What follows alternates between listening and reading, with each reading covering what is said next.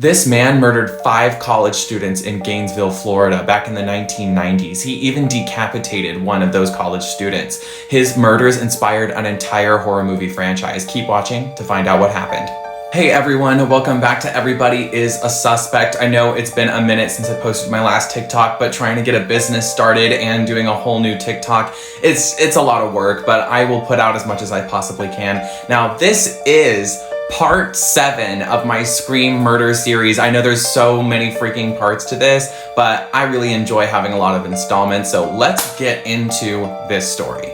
On August 24th, 1990, Danny Rolling broke into the apartment of 2 university freshmen, Christina Powell and Sonia Larson, and they were both 17 at the time. He found Christina Powell sleeping on the couch in the living room, but he decided to go upstairs to where Sonia Larson's bedroom was, and he found her sleeping in her bed.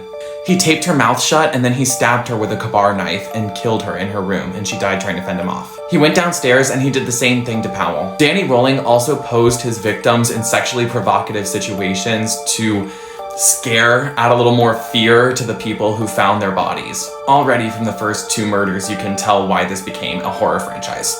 A day later, on August 25th, 1990, he broke into the apartment of 18-year-old Christina Hoyt. Now, she wasn't home when he arrived, so he waited there for her to return to her apartment. And when she did, he surprised her from behind and attacked her, and he stabbed her in the back, rupturing her aorta. At this point, he flipped her over and he cut her from her groin to her sternum, and then he left the apartment. Now, once he got back to his campsite, which was near the university, he discovered that he did not have his wallet on him, and he figured he must have left it at Christina's apartment. He returned, he found his wallet, and then he decided to cut off Christina's head and pose her body in sexually provocative situations, and then he put her head on the shelf, like on her dresser, facing her own corpse to add fear to anybody who discovered her body.